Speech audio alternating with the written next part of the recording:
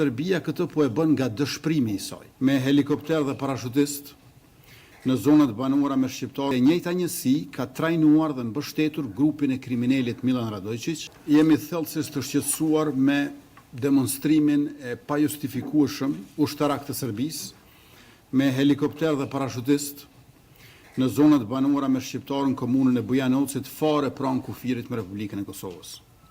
Një shfaqje e tillë e forcës ushtarake mbi shtëpi, shkolla, qendrat mjekësisë përbën jo vetëm trysni, nxitje tensioni dhe përpjekje për të friksuar banorët atje, e cila ka vite që po përballet me spastrim etnik administrativ nga regjimi autokrat në Serbi, por tregon edhe një provokim të hapur ndaj shtetit tonë të pavarur Republikës Kosovës.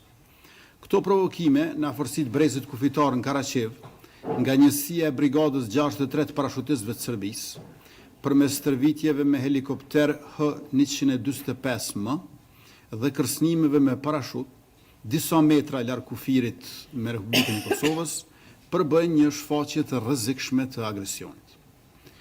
Kjo shfaqje bëhet edhe më alarmuese kur kujtojmë se e njëjta njësi ka trajnuar dhe mbështetur grupin e kriminalit Milan Radojčić, të cilët realizuan sulmin agresore terrorist në fshatin Banjës të Zveçanit, kur vranë rreshterin policor afrim Bunjakun, heroin e Kosovës.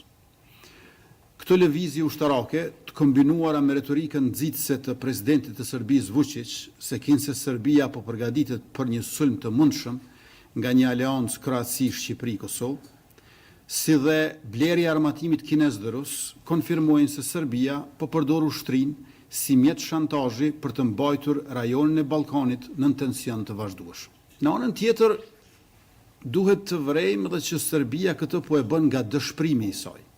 Së pari, tash nuk kanë më struktura ilegale e paralele në Kosovë që të na destabilizojnë e cenojnë së brendshmi, andaj sillen e pështillën rrotull kufirit.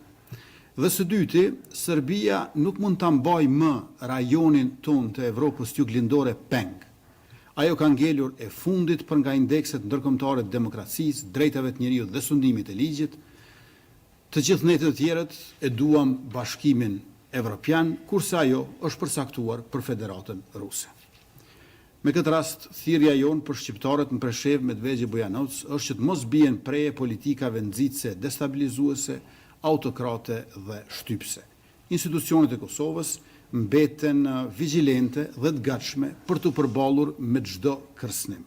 Por është koha që komuniteti ndërkombëtar të ndëshkojë këtë qasje destabilizuese të Serbisë, që kërcënon drejt për drejt paqen dhe sigurinë rajonale. Është koha e fundit pra që bota demokratike të dënojë veprimet e tilla të përsëritura të Serbisë dhe të ndërmarrë hapa konkret për mbrojtjen e të drejtave dhe lirive të shqiptarëve në Preshevë, Medvegj dhe Bujanovc.